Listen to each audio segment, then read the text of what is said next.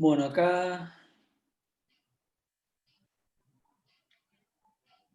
Ahí había, si querés, te digo la que leí yo para mí, la de la ergometría.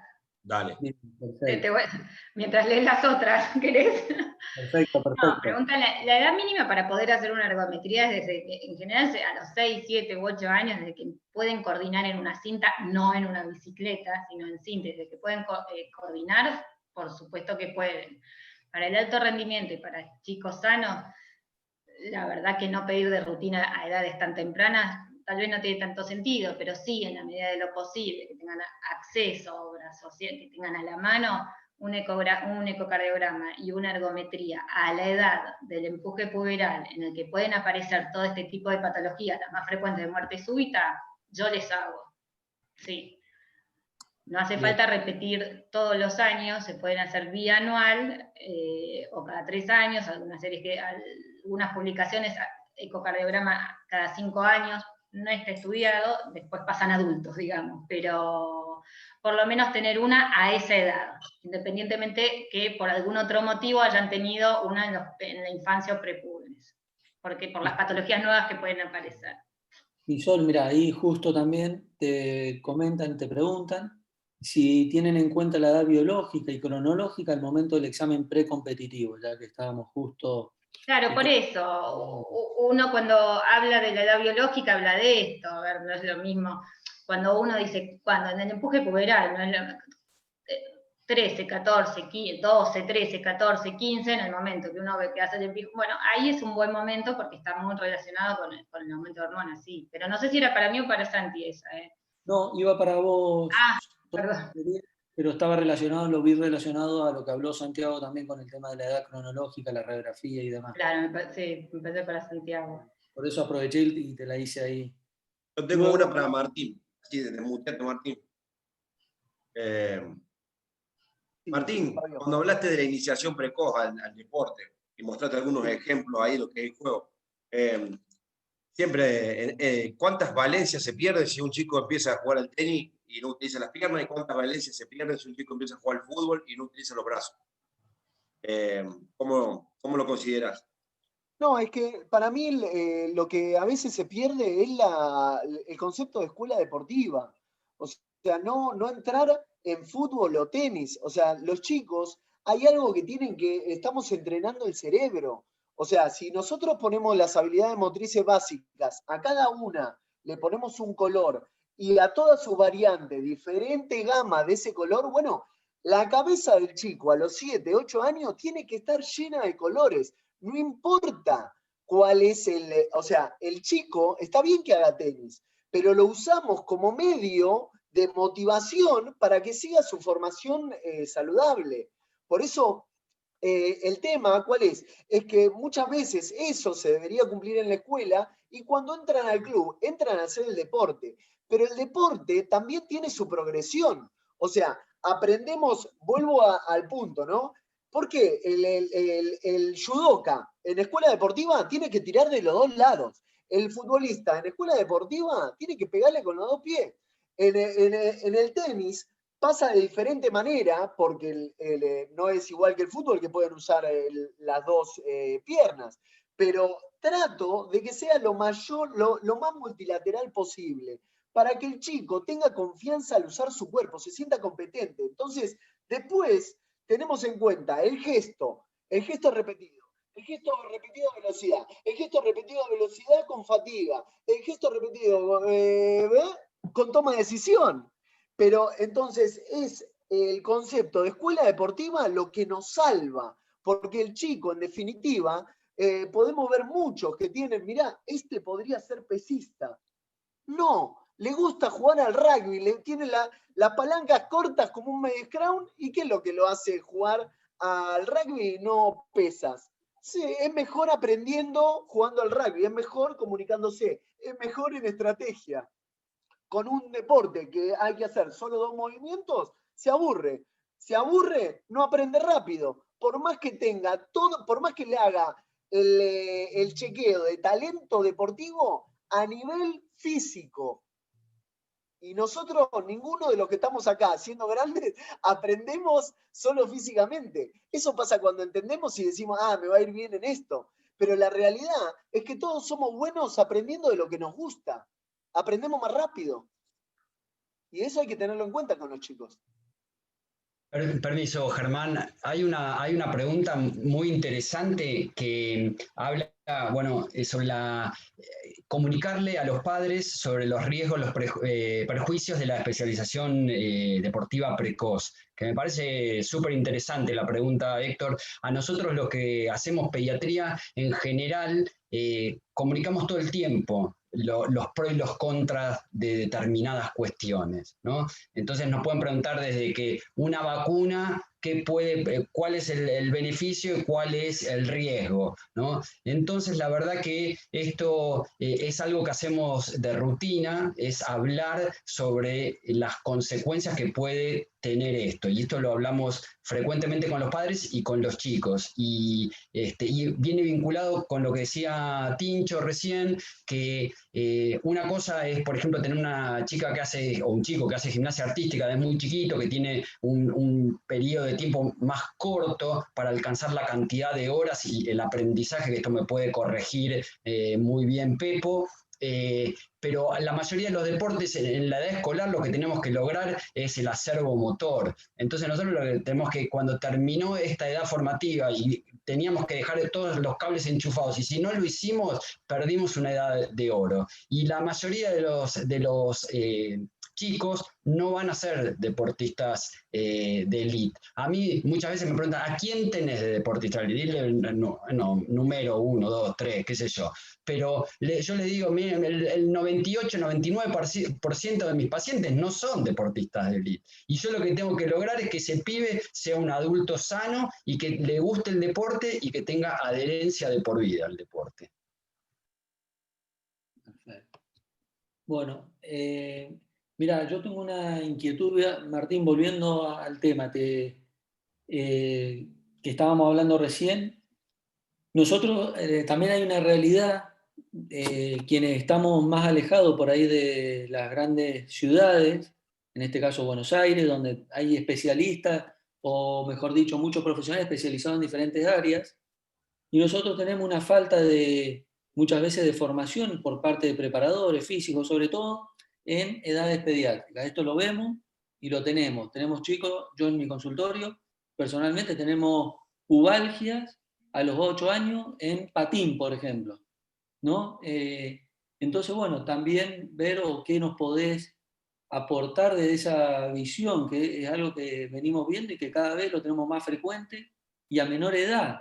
Decimos, bueno, hasta cuánto es mucho, cuánto es lo adecuado, desde al menos dar pautas, hablo desde el médico, ya que a veces no contamos con los preparadores adecuados, ¿no? Esto es la realidad que estamos viviendo más alejados, ¿no? Lo que estamos... Sí, buenísimo, Germán. Ahí digo, no me resulta nada extraño que un chico empiece a aprender a patinar y de repente el patín, según lo que decía Santi, que habló en un momento del equipamiento deportivo para lesiones por sobreuso, sean muy pesados como para que los mueva y al momento de moverlos reiteradas veces le agarra una pubalgia. Obviamente, y volvemos al trabajo con patines, pero debería tener una preparación física integral según su edad, sin patines, antes de usar el implemento, ¿no? En este caso, porque estamos hablando de patín, porque vos pusiste el ejemplo, pero creo que tiene que ver un poco con entender qué es un chico sano. ¿Qué es un chico sano? Bueno, que esté feliz haciendo la actividad y después entender de que, por ejemplo, situaciones como acortamiento de isquiotibiales, acortamiento de pectoral, malas posturas, son claves a la hora del crecimiento. Empiezan a tener músculos que tienden a cortarse, músculos que tienden a alargarse. Eso pasa sí o sí. El chico haga patín, haga taekwondo, haga pesas, haga lo que sea. Entonces, primero estaría bueno que después obviamente podemos estar en contacto para qué es lo que es tener un chico sano, sin tener en cuenta ninguna escuela deportiva. Un chico sano, como decía Santi, que esté desde su infancia hasta los 20 y pico, 30 y pico, haciendo actividad física porque es sano, ¿sí? Entonces, entender cuáles son los riesgos de lesión, cuáles son las malas posturas, de dónde vienen, y tratar de atacarlas, es creo que lo primero que hay que hacer en chicos a edades tempranas. Recién Santi decía, el FMS no es válido en chicos, pero también sabemos todo el FMS, lo que te mide son los acortamientos de isquiotibiales, lateralidad,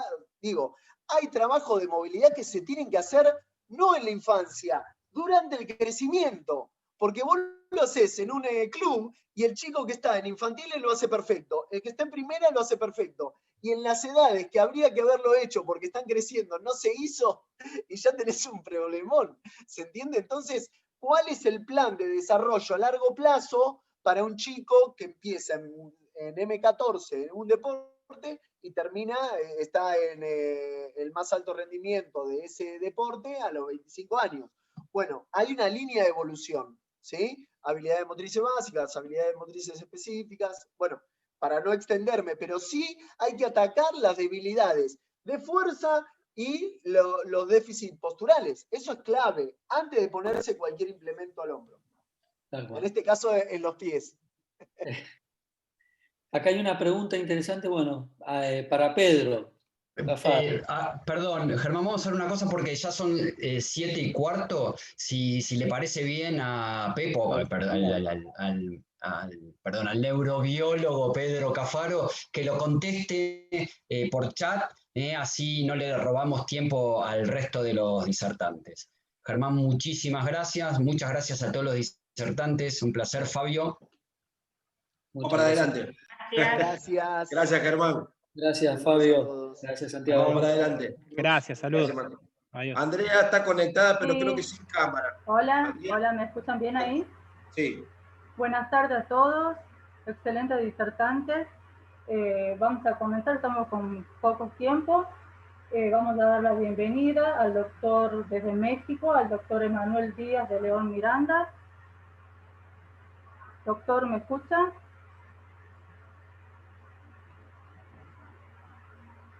Emanuel, tenés el micrófono cerrado. Doctor Emanuel. A ver, me parece que se congeló la imagen. A ver, por ahí tiene problemas de conexión. Emanuel, ¿no nos escuchás? Bueno, podemos seguir, si no, con el próximo disertante, si así ganamos tiempo. ¿Te parece, Andrea? Bien. Bien, bien. A ver si se conecta el doctor ahí.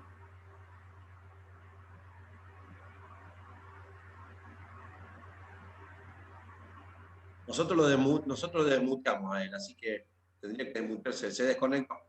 Que conecte el otro. Sí, por favor, sigamos, así no... Bueno, después sigamos. El segundo disertante, la licenciada Jorgelina Bertoni. ¿Está? Ahí está. ¿Cómo estás? Buenas tardes. Vamos a hacer una breve presentación. La licenciada es socióloga, egresada de la Universidad de Buenos Aires. Se especializó en la gestión de políticas públicas y se ha desempeñado en distintos cargos públicos.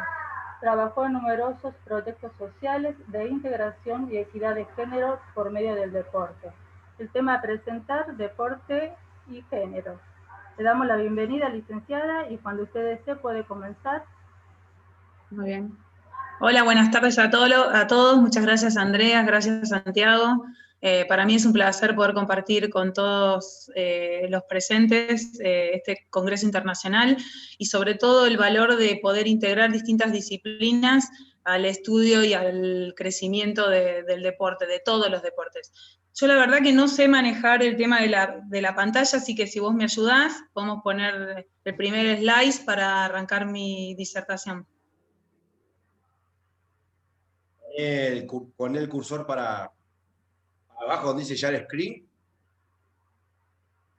Pantalla compartida, eso. Claro. Ahí, pero ahí, no, yo no lo cargué, se lo pasé a Andrea, ver, no sé cómo. Ya lo comparto, ya lo comparto. Dale. Mientras arranco, ¿te parece? Vale. Bueno. La participación de la mujer en el deporte aún hoy es sensiblemente menor respecto del hombre. Y cuando hablamos de la participación de las mujeres y de las diversidades, estamos hablando de distintos momentos donde una mujer o las diversidades se acercan a la práctica deportiva. Por un lado está el momento del acceso.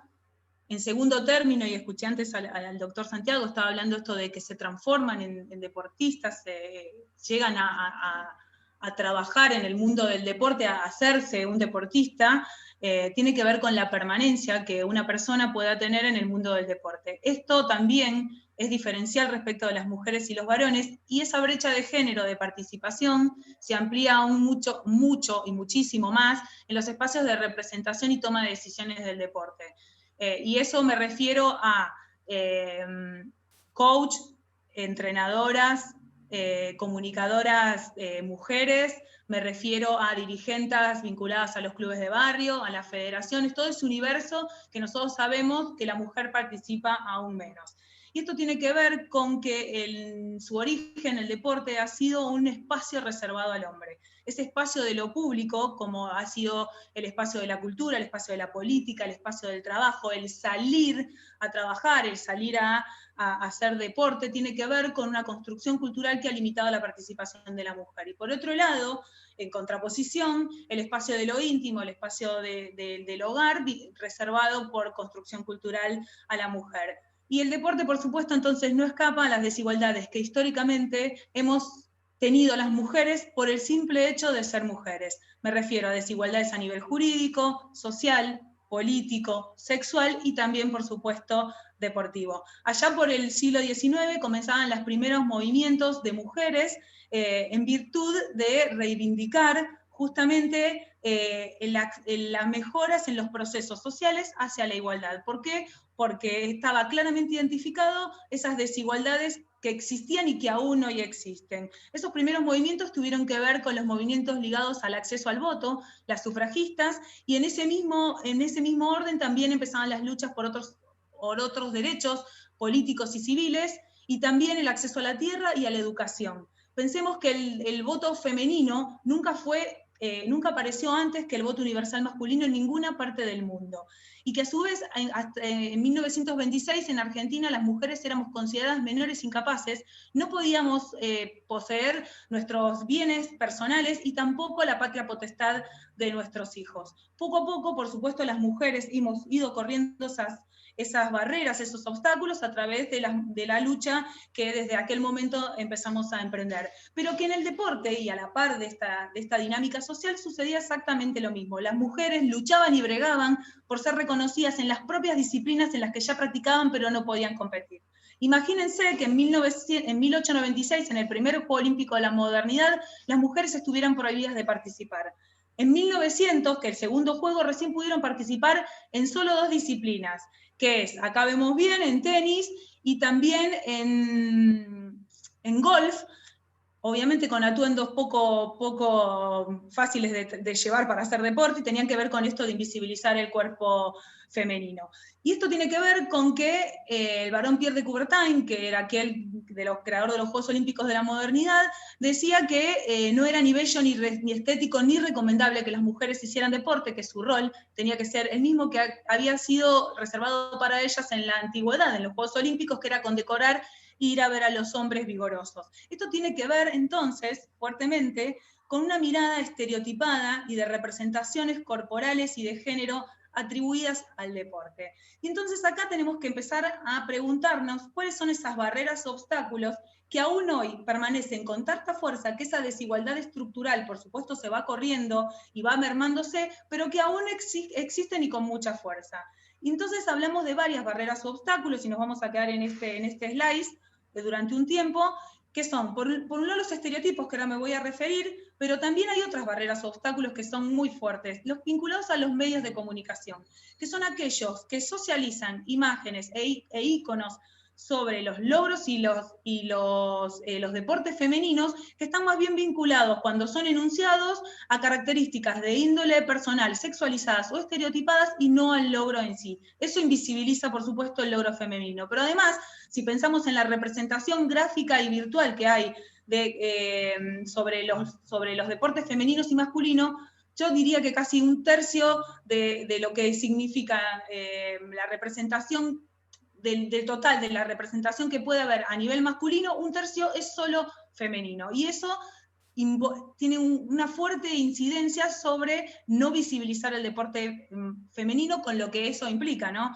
El acceso a sponsor, el que las mujeres se puedan vincular, que haya masividad y difusión de los deportes y de las disciplinas.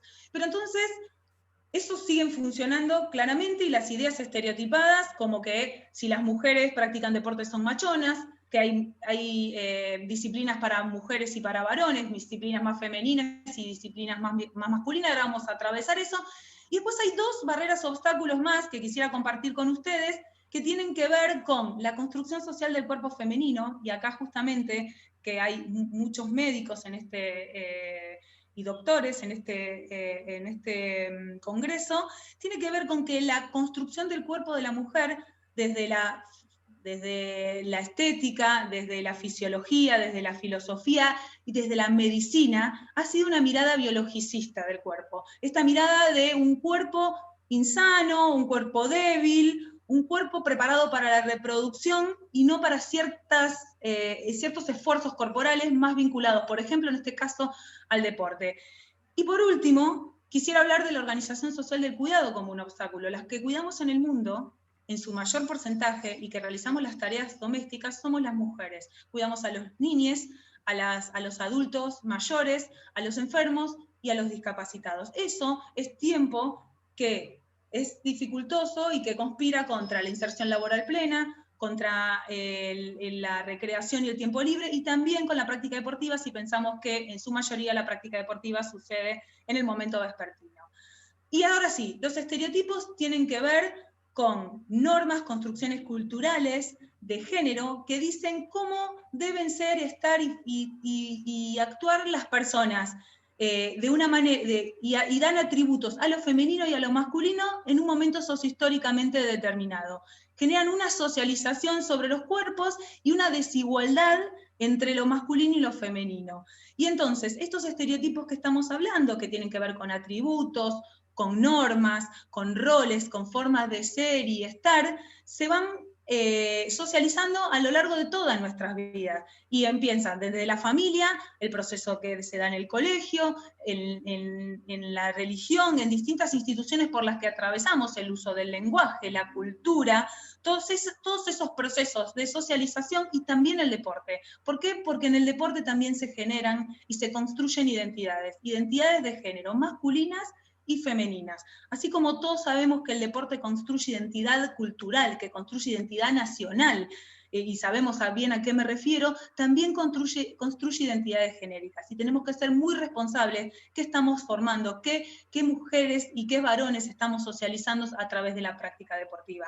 Entonces, esto que decía que los estereotipos son los que te socializan y los que generan estas desigualdades, también se generan en el deporte. Y cómo esta idea de que existen disciplinas más femeninas y más posibles de que practiquen las mujeres, como la danza, el hockey, el vóley, o aquellas vinculadas a líneas estéticas finas, que son atributos característicos de la femineidad, de esa construcción cultural vinculado a atributos de la feminidad. Y por otro lado, las disciplinas consideradas masculinas, ¿no? Porque es todo construcción cultural, como el boxeo, el rugby, el fútbol, donde casi las mujeres entramos por asalto, ¿no? Y donde la fuerza, la potencia y la vigorosidad, características de la masculinidad, también son características de esa disciplina, y por lo tanto el estereotipo de la masculinidad en el deporte. Bueno, estas son las cosas que está bueno contar, que está bueno visibilizar, que está bueno poner en palabra. ¿Para qué? Para empezar a generar un proceso hacia un deporte más justo, más igualitario, donde no haya violencia por motivos de género. Y para eso tenemos que poner nombre y apellido, tenemos que explicar, tenemos que visibilizar, porque estas construcciones culturales lo que hacen es normalizar, tienen fuerza, se sostienen, y se reproducen. Y si queremos ir hacia ese deporte que me imagino, y por el congreso en el que estamos participando, necesitamos hacer este tipo de ejercicio. ¿Y cómo? Y también que todas las disciplinas lo hagan a través de pensar las miradas del deporte con un enfoque de género. ¿Qué significa el enfoque de género que nos va a permitir transitar el camino hacia la igualdad? ¿Y por qué es buena la igualdad?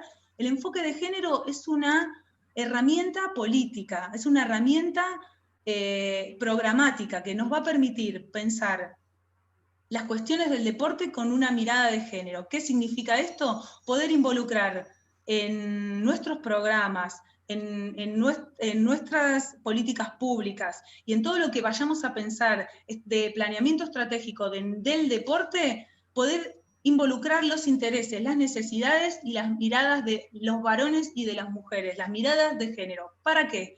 Para que estos programas, estos planeamientos estratégicos y estas políticas públicas no sigan reproduciendo las desigualdades. ¿Somos diferentes, mujeres y varones? Sí, absolutamente. El problema es que esas diferencias se han traducido en desigualdades, y lo que tenemos que incidir es sobre esas desigualdades.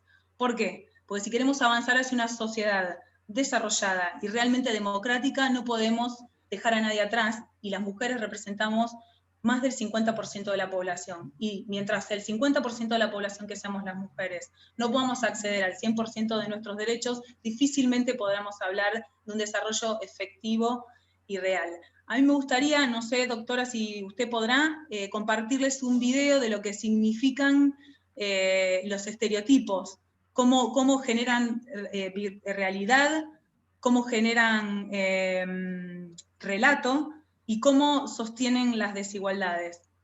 No sé si tenemos Porque tiempo. la idea es, sobre todo, quiero dejar me gustaría esta última mirada, que también el deporte, así como produce identidades genéricas y también ha sostenido estas desigualdades, también es una oportunidad enorme por su valor educativo para transitar por el valor que tiene hacia la igualdad. Y hay muchas herramientas que nos permiten mirar al deporte como un instrumento, no solo hacia adentro del deporte, sino un instrumento hacia la sociedad para trabajar en la igualdad. Muy bien, licenciada. No sé si nos dan un segundito para presentar el video. ¿Tenemos tiempo todavía? Muy bien. Me gustaría compartirlo, así después hacemos unas reflexiones.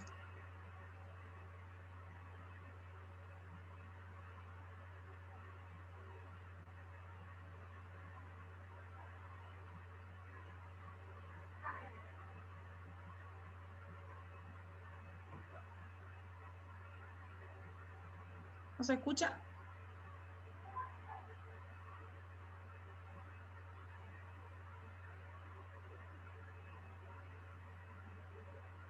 No se escucha, ¿no? No se escucha el audio,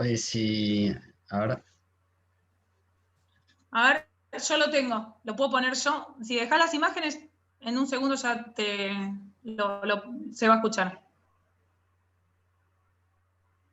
Ahí lo pongo yo fuerte. ¿Ese deporte no es para las chicas? ¿Rugby? No te pega. Que soy poco femenina. Claudia la marimacho. Si juegas el rugby eres lesbiana, ¿no? Que si de verdad me compensa hacer esto. Vaya piernas de señorita. Me han dicho que soy un ejemplo a seguir para ellos. ¿Que están orgullosos de mí? Me han llamado campeona. Nunca me han visto tan feliz haciendo algo. Una niña me ha dicho que quiere ser como yo, de mayor, y eso... Creo que al final todo ese conjunto es lo que te hace ser quien eres. Seas como seas, tienes un sitio. Solo hay que ser valiente. Bueno, es una... hicieron la selección de rugby española, hizo un video, no sé si se escuchó, sobre que las consideraban machonas, lesbianas, poco femeninas, y también empezaron a relatar que había niñas que por primera vez les decían que se identificaban con ellas, que querían ser campeonas, que querían ser fuertes como ellas.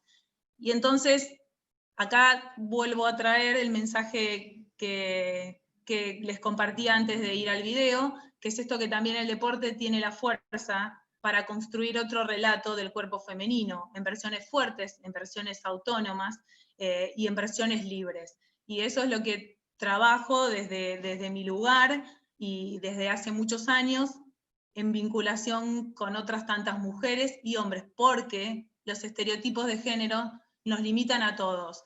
A veces se piensa que cuando hablamos de cuestiones de género, solo hablamos de las cuestiones de las mujeres, y en realidad hablamos de las cuestiones de todo, y a todos nos limitan y nos cercenan en nuestras posibilidades de elecciones realmente libres. Muchísimas gracias. Gracias, Jorgelina. Un placer tenerte. Muchas gracias. Andrea, ¿estás? Bien, muchas gracias, licenciada. Muy clara su disertación. Vamos a continuar con el doctor Emanuel Díaz. Doctor. Hola, buenas tardes. ¿Cómo le está? Buenas tardes, doctor. El doctor nos visita desde México. La presentación de él, lesiones por sobreuso. Es especialista en traumatología y ortopedia en el Hospital Magdalena de las Salinas, México, cirugía deportiva y artroscópica en Barcelona, España, jefe de los servicios médicos del Club Atlético de San Luis y director médico de alto rendimiento en el Centro de Alto Rendimiento La Loma. Le damos la bienvenida, doctor, y cuando usted desee puede comenzar la presentación. Muchas gracias, Andrea. Gracias, Santiago. Mil disculpas de verdad porque se me fue el internet justo cuando iba a empezar. La hora completa aquí con ustedes, ya presto para iniciar la plática y se fue. Pero bueno, vamos a dar inicio. Nuevamente, gracias por la invitación. Lesiones por sobreuso en el deporte infantil. Bueno, pues como platicaba muy bien hace un momentito Santiago, estos factores intrínsecos y extrínsecos. Pero bueno, para conocer la definición es cuando se presenta una carga submáxima repetitiva del o en el sistema musculoesquelético en donde el descanso no es adecuado o no es el necesario para permitir que se produzca esta adaptación estructural. La lesión puede afectar el músculo, el tendón, el hueso, la fisis, la bursa, las estructuras neurovasculares. Y bueno, epidemiológicamente sabemos que aquí está una joven gimnasta rítmica en donde hace movimientos cíclicos, rítmicos, sincrónicos, pero al final de cuentas uno tras otro, día tras día, va a provocar una lesión en alguna parte de su cuerpo. Epidemiológicamente, cada vez más niños practican deporte. Hace rato lo platicaba y escuchaba muy bien, porque hoy en día pues muchísimos niños practican deporte de mediano, bajo y alto rendimiento. Entre más grande sea el atleta, más posibilidad tenemos de que la lesión sea más seria y que la lesión pueda costar un poco más ese regreso al deporte. El deporte se organiza cada vez más y definitivamente pues podemos saber que cercanos a esta etapa de college, universidad, la lesión es mucho más severa. ¿Por qué llega un niño con nosotros como ortopedistas o como deportólogos o como médicos de deporte a la consulta? Trauma y ortopedia. Traumáticas y ortopédicas. La fractura, lesión fiscaria, esguinces, contusiones musculares. En cuanto a la ortopédica, bueno, pues a lo que hoy nos atañe es las lesiones por sobreuso. Con lo cual, tenemos que saber que el niño joven y el adulto somos diferentes.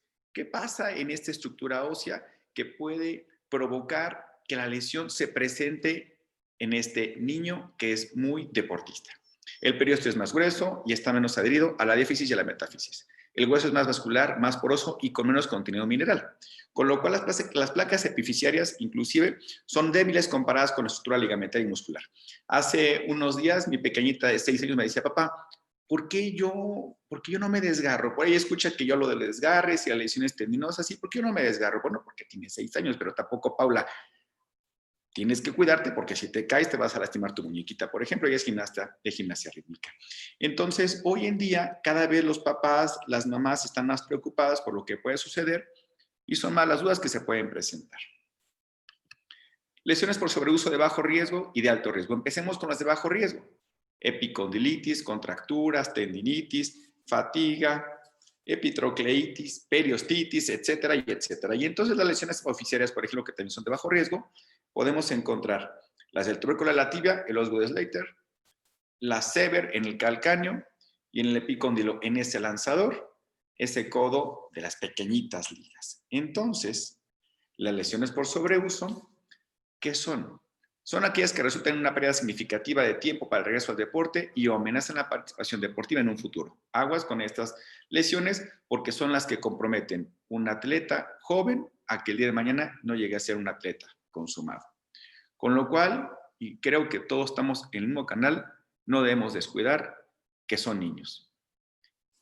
Al inicio, cuando empezamos a preparar esta charla, reflexiones que yo hacía en el escritorio era, bueno, al final de cuentas estamos todos discutiendo lesiones de sobreuso, platicamos acerca de cardiología pediátrica, platicamos de cómo llevar un control médico para el niño que hace ejercicio.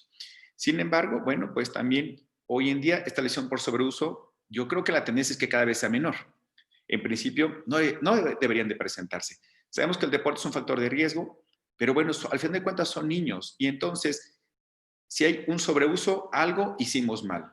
O los papás o los entrenadores, porque el niño deja de ser niño y aunque el niño quiera seguir entrenando, no deja de tomar decisiones que pueden no ser las correctas. Fracturas por estrés, donde más se presentan es en el hueso calcáneo, en la base del quinto metatarsiano, en los huesos del tobillo, del pie. Y personalmente aquí nosotros la temporada pasada en la Atlético de San Luis, en la academia tuvimos 5 casos con fractura en la base del quinto metatarsiano, las cuales, bueno, se presentaban en las canchas, que canchas duras. Desafortunadamente, para fines de los niños, de estos 5 tuvimos que intervenir a 3. Las lesiones fiscales por estrés, la localización del dolor por fractura de... Este tema me es importante porque si tenemos un niño que le duele la espalda baja, ¿en qué vamos a pensar? En que a lo mejor tuvo una fractura en la parte articular. Si tiene un dolor en el tobillo, en la parte interna, a lo mejor es una lesión en el malleolo medial. Si es un dolor en el pie lateral, pues a lo mejor es una fractura de Jones. Si es un dolor en la planta del pie, en el antepié más cargado hacia el dedo gordo, pues a lo mejor es una lesión en los osamoideos. Lesiones fiscales por E3, bueno, sabemos que se presentan en el crecimiento rápido relacionadas con periodo de vulnerabilidad de la perfusión metafisiaria, la cual está disminuida y relacionada con la carga mecánica excesiva. ¿Dónde se presentan con más frecuencia estas lesiones en la fisis? El húmero proximal en lanzadores, en el radio distal, en las gimnastas, sobre todo gimnasia rítmica y artística, y en la tibia proximal. Por lo cual tenemos que saber escuchar muy bien, porque esto, si los muchachos, los jóvenes, las niñas se están quejando, es porque aguas, algo está sucediendo. Un ejemplo de una fractura por estrés, en la tibia proximal, radiografía y resonancia magnética. Y entonces, bueno, otra de las lesiones que pueden ser más serias son la osteocondritis disecante. Lesión del hueso subcondral y del cartílago articular en atletas jóvenes por uso excesivo o trauma agudo. Los sitios más frecuentes, cóndilos femorales, capitellum y cúpula talar. Más frecuente en esta etapa de crecimiento rápida en la adolescencia. Los síntomas, dolor articular, edema, movilidad limitada. ¿Y con qué hacemos el diagnóstico? Con radiografía y con resonancia magnética. Bueno, hablemos de factores de riesgo. Factores de riesgo intrínsecos y extrínsecos. Entonces, en este intrínseco, un factor que nos está moviendo mucho es la lesión previa. Y en la lesión previa, entonces, el mayor factor de lesiones por uso excesivo. No dejamos descansarla muy posiblemente. Ya se lastimó y entonces ya quiero jugar y el papá, muchos papás somos papás de Messi y entonces ya el niño ya está para jugar porque es el campeón de goleo y los mete a jugar. Y el niño se lastima y se lastima y se lastima y llega el día de mañana que el niño ya no quiere seguir jugando y ahora quiere nadar. Entonces, tenemos que saber identificar que la lesión previa es un punto en cuanto a factor de riesgo intrínseco a considerar, muy importante.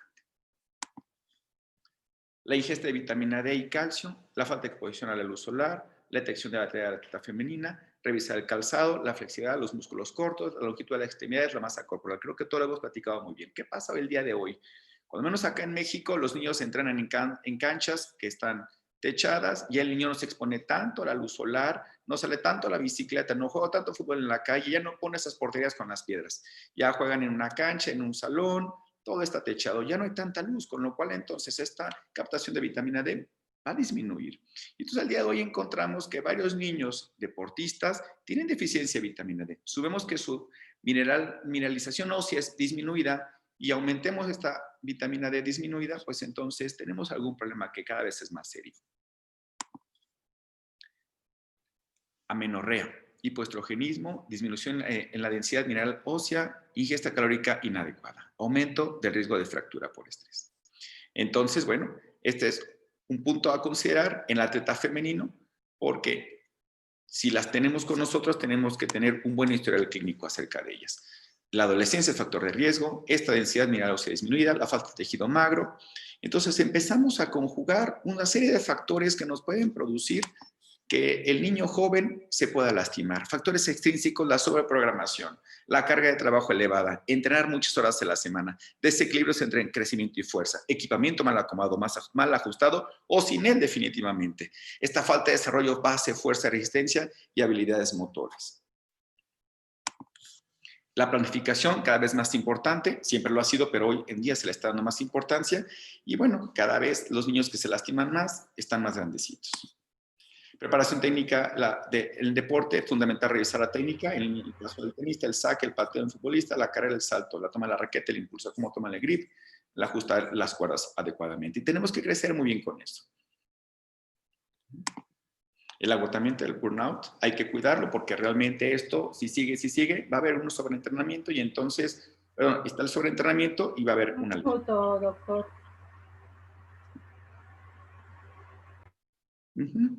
Y bueno, tenemos el caso de una niña de 12 años.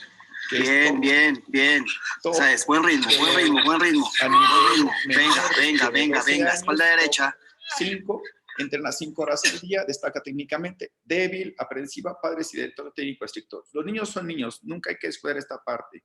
Tienen que trabajar la fuerza. Son muy buenos con la raqueta, los quieren aumentar y progresar técnicamente, tenemos que aumentar y progresarlos también en cuanto a fuerza, en cuanto a propulsión, en cuanto a psicología deportiva.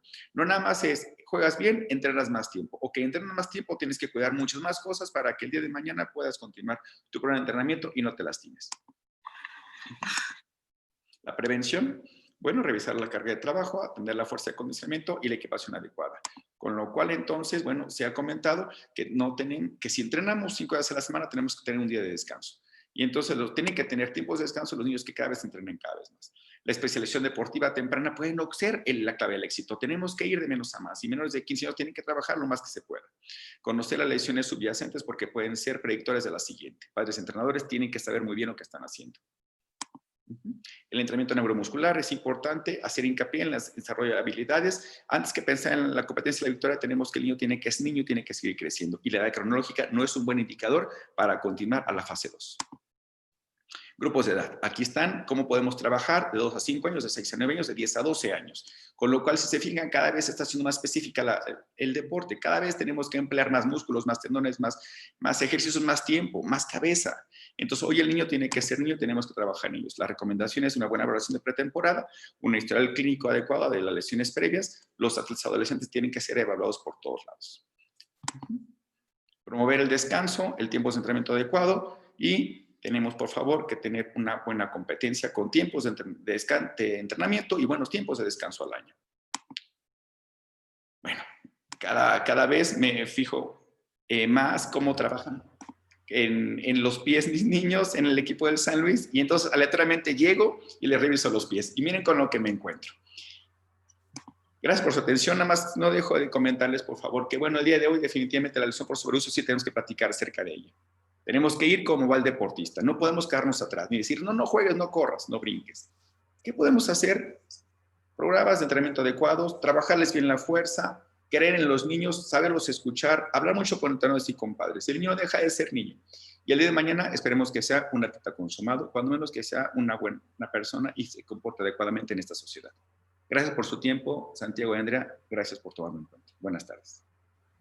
Muchas gracias, doctor. Excelente disertación. Nos queda poco tiempo. Vamos a seguir con el siguiente disertante, el profesor Jorge González. Doctor, ¿podría sacar de la pantalla? Gracias. Profesor Jorge González, ¿se encuentra en la sala? Sí, acá estoy. Dame para compartir pantalla.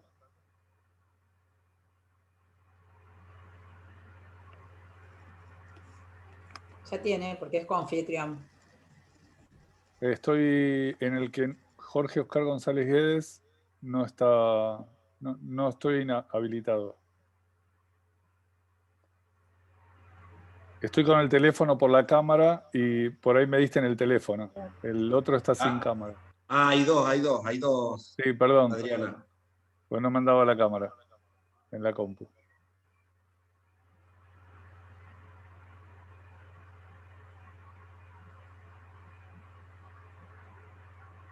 No. Doctora Bulacio, deshabilita tu... Sí. Es la que no tiene cámara. Ahí está. Es la que no tiene cámara. Esta es la que hay que... Adriana, tenés el audio desactivado, por si nos querías decir algo. Digo que yo no lo encuentro en la sala, le preguntaba a... Hay dos Jorge Oscar. Uno tiene cámara y otro no. Bulacio tiene que dejar de... A ver, acá está. Ahí está. No, pero no está bien. No me pongan la presentación. La pongo yo la presentación, ¿eh? No. La comparto yo. Ah, bueno. Por favor, sacala y...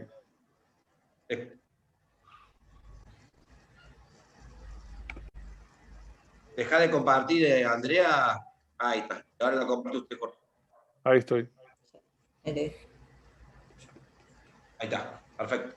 Sí, así sigo el ritmo y no tengo que estar pidiendo que me pase. Bueno, muchísimas gracias por la posibilidad y el espacio.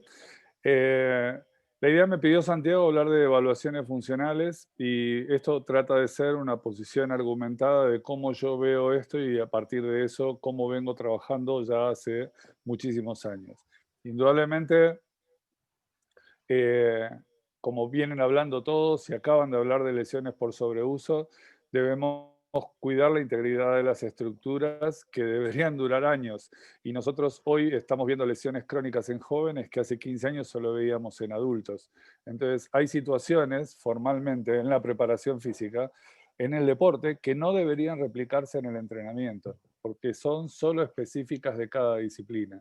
Entonces, replicarlas sería incrementar la carga y irnos del objetivo nuestro de cuidar a estos chicos. Entonces nosotros, yo siempre digo, formamos en movimientos. Y en esa formación de movimientos yo he tenido el lujo de sacarle el celofán a un montón de niños deportistas muy chicos.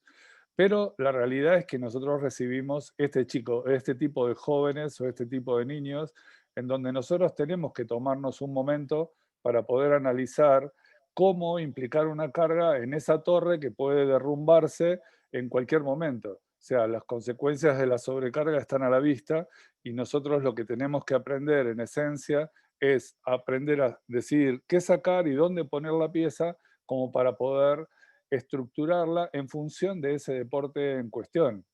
Entonces, yo me impuse como un sistema de trabajo y en este sistema la idea es que obviamente sea específico para cada atleta. A veces se hace difícil por las dinámicas que tiene el deporte y que a veces nos vemos nosotros solos con un montón de chicos. Y lo que nosotros vamos a hacer en función del deporte tiene que ser una exigencia bien específica, con lo cual tengo que bregar todo el tiempo por una calidad de movimientos óptima. Eso me va a permitir pensar en esa integridad de estructuras y que esto para mí sea un círculo virtuoso que me permita avanzar en el desarrollo del deporte de ese niño. A partir de acá, obviamente siempre ahora está la lucha de si esto está en relación a evidencia o no, pero en esencia las prácticas se basan en suposiciones derivadas de esas teorías y los métodos usados para evaluar son determinados por suposiciones. Y obviamente esas teorías van a influir en lo que hacemos con nuestros alumnos. Entonces, ¿cuáles son las ventajas de aplicar estas teorías? La idea es que el sistema... Necesito ese sistema para interpretar el comportamiento de mis alumnos y ver a través de eso indicadores que me permitan caminar junto a ellos. Entonces, dentro de estas hipótesis de trabajo, nos vamos a ir un poco atrás, casi 25 millones de años atrás, porque hay dos indicadores que tienen que ver con la filogenia del desarrollo que son muy importantes para nosotros. Primero, en cuanto a la constitución. Hubo 20 millones de años en los cuales nosotros nos desarrollamos en estructuras que tanto a nivel de estos dermatomas, de sensitivos, motores, están desarrollados en esta estructura. Y oh sorpresa, 5 millones de años atrás se nos ocurrió ponernos de pie, lo cual eso agregó determinadas áreas de tensión que justo casualmente están en las principales áreas de rotación, donde pasan las cadenas diagonales de fuerza y demás. Todas estas cosas son tenidas en cuenta porque yo lo que tengo que saber es que esa carga puede exceder a la adaptabilidad de las estructuras. Entonces tengo que saber si tengo o no tengo que hacer algo para bajar esa tensión.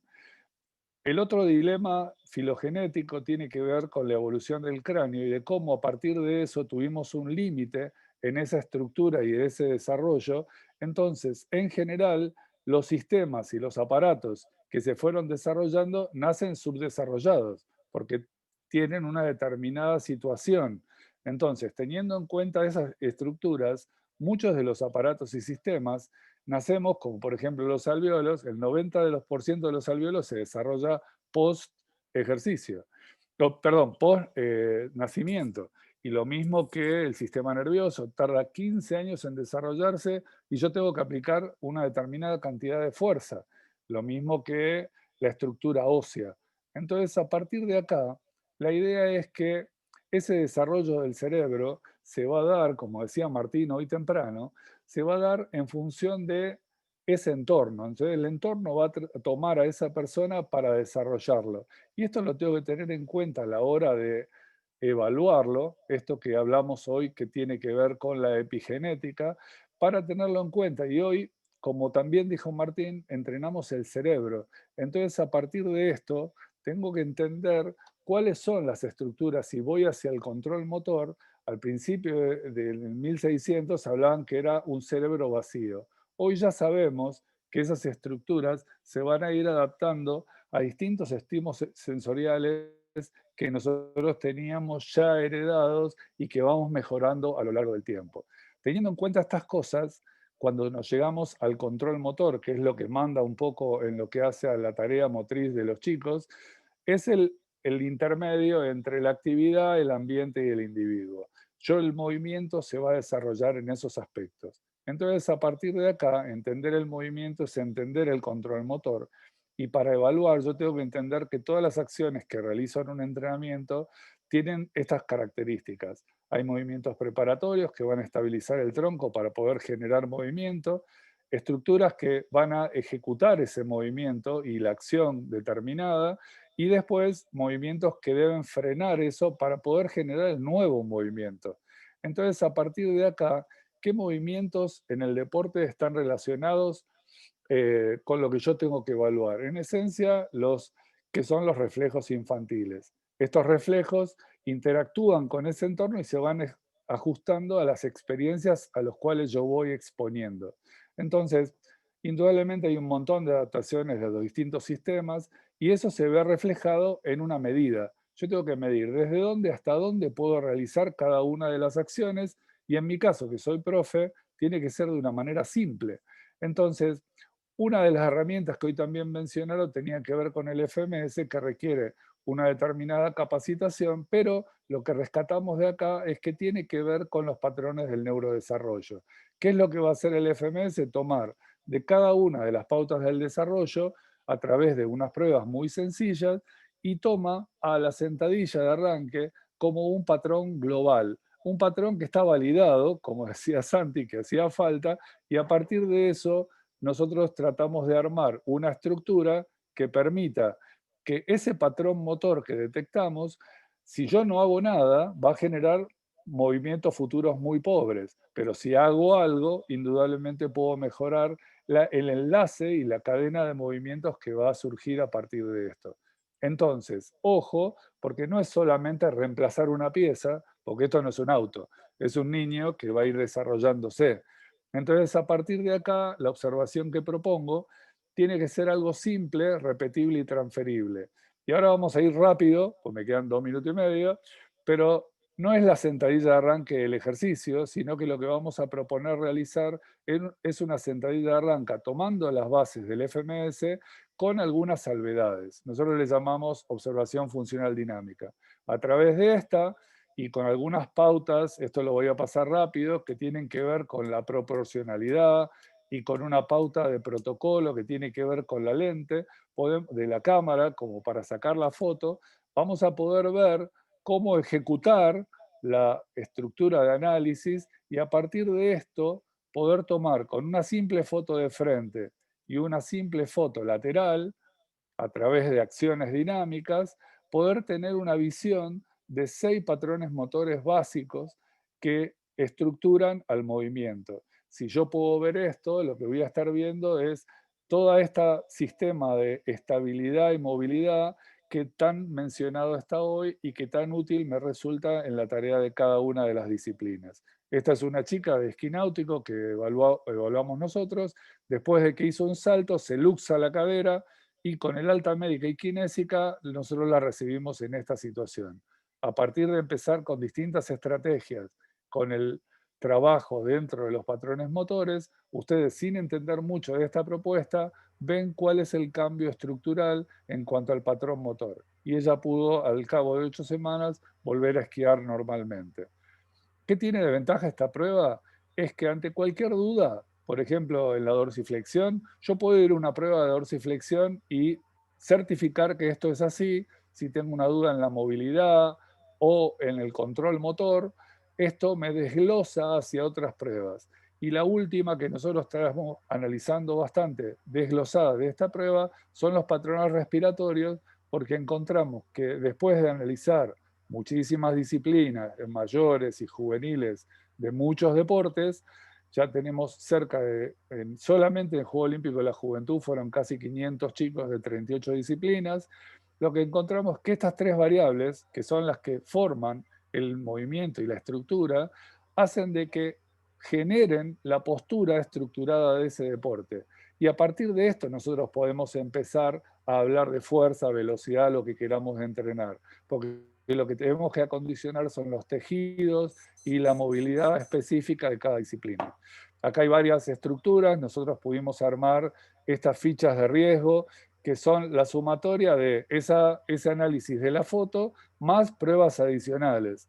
Entonces, la sumatoria de los índices de todas esas pruebas nos da esta ficha de riesgo, que es una guía muy clara de chicos que son evaluados asintomáticos, porque repito, no soy ni médico ni terapeuta, solamente establecemos esto para establecerlos desde dónde partir con el entrenamiento, y obviamente no existe, hay una lucha entre prevención y predicción, no existe una prueba que prevenga, pero obviamente todas las valoraciones que hagamos son orientativas de la habilidad y el riesgo. Sí, ya me sonó la alarma. Así que, ¿qué es entrenar y por qué hacemos esto?